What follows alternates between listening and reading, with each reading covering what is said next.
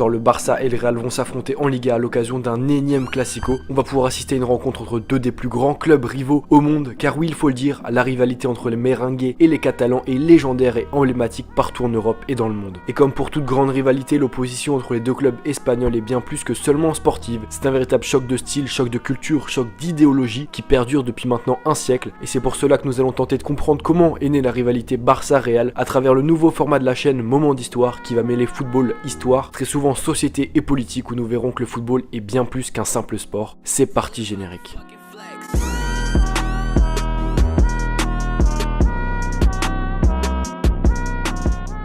Il faut savoir qu'il y a eu 3 étapes qui ont fait passer cette rivalité au stade de légende. La première purement sportive, les deux autres plus politiques.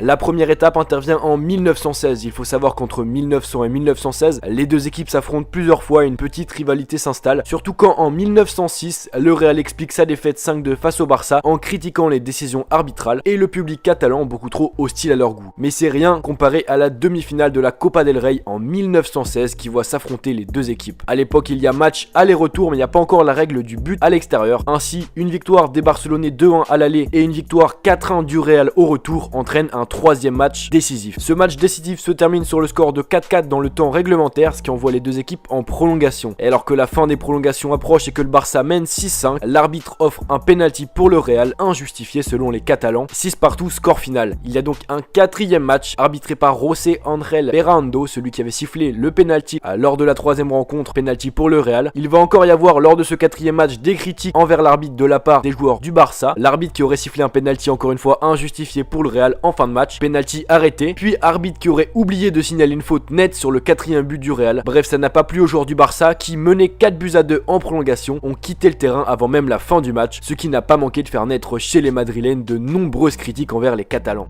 Ainsi, à travers ce premier temps fort avec une confrontation de 4 matchs, on voit naître une vraie rivalité entre les deux équipes qui ne s'aiment pas et qui chacune critique l'autre. Le Barça dénonçant une complicité entre le Real et l'arbitrage déjà à l'époque, on voit que le thème est encore d'actualité, notamment en Ligue des Champions, bref, tandis que le Real critique à l'époque une attitude anti-sportive chez les Barcelonais. Et ce qui est assez fou, c'est que c'est également encore le cas pour les Barcelonais qui sont très critiqués aujourd'hui pour leur conduite anti-sportive. La deuxième grande étape dans la construction de cette rivalité va être la guerre civile espagnole et l'arrivée au pouvoir de Franco. Il faut savoir que la guerre d'Espagne débute en 1936 et oppose le camp des nationalistes, rapidement dirigé par le général Franco, qui s'appelle nationalisme, en réalité c'est plus des fascistes, et donc ils sont opposés au camp des républicains, dont font partie les Catalans qui défendent les valeurs démocratiques et républicaines. Et donc en 1936, le président du Barça, Joseph Sunyol, est fusillé par les troupes franquistes qui vont s'acharner sur la Catalogne, principalement sur la ville de Barcelone, notamment en 1938 lorsque la capitale catalane est bombardée et toutes les infrastructures du club détruites. Tout cela va renforcer le nationalisme catalan et la haine envers Franco, haine par extension qui va se diriger contre le club qu'il a choisi pour représenter sa dictature fasciste, le Real Madrid. Car oui, le général Franco remporte la guerre civile et prend le pouvoir en 1940, c'est une dictature fasciste. Au pouvoir, il veut une Espagne unie et empêche tout multiculturalisme. Ainsi, il interdit tout ce qui pourrait remettre en cause l'unité de la nation espagnole, dont par exemple l'usage de la langue catalane, mais également du drapeau catalan. Le club du Barça et notamment le stade apparaissent alors comme une sorte d'échappatoire pour les Catalans républicains opprimés par la dictature. En effet, les Barcelonais peuvent parler catalan et chanter en catalan dans le stade, alors que autre part c'est interdit. Et donc le club du Barça apparaît alors presque comme la représentation de la Catalogne tout entière, comme le symbole de la résistance républicaine face au fascisme de Franco, fascisme qui oppresse la culture catalane qu'il juge dangereuse. L'opposition entre le Barça et le Real est alors accrue et la rivalité entre les deux clubs dépasse le simple cadre sportif. La rivalité a changé d'échelle, elle est devenue également politique.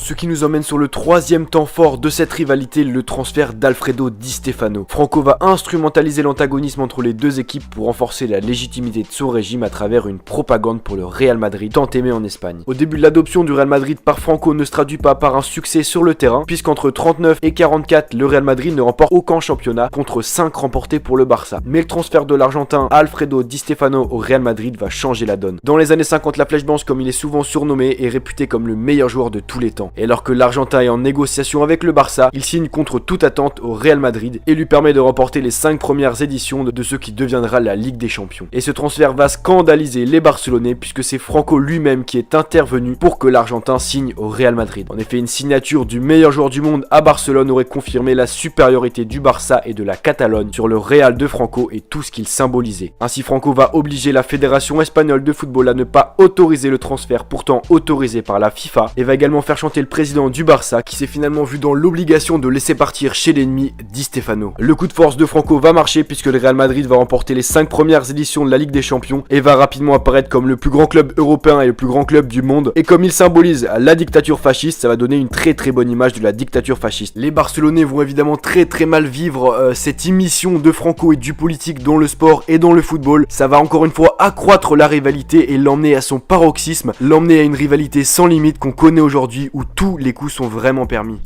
On l'a donc vu au fil du temps et au fil des événements, la rivalité entre le Barça et le Real a grandi pour devenir légendaire à travers des coups bas du côté du Barça mais également du côté du Real. D'abord sportive, la rivalité est devenue le terrain d'affrontement idéologique et politique avec beaucoup d'instrumentalisation des deux côtés. Tout ça nous donne aujourd'hui l'une des plus grandes rivalités sportives de l'histoire dont un nouvel épisode va s'écrire ce soir sous nos yeux en espérant que le match soit beau. N'hésite pas d'ailleurs à me dire en commentaire ton pronostic, également si tu veux que je fasse d'autres épisodes de moments d'histoire, si t'as kiffé ça. Les gars, c'était Val, on se retrouve rapidement pour une prochaine vidéo. Peace. Rien à foutre des codes 3, 2, 5, c'est mon pote dans le top, on shoot ton pote 3, 2, 5, on défonce les portes, c'est le cœur qui parle 3, 2, 5, j'invente les codes, que des in dans le bar Retiens bien nos têtes, retiens bien nos gueules, retiens bien notre âge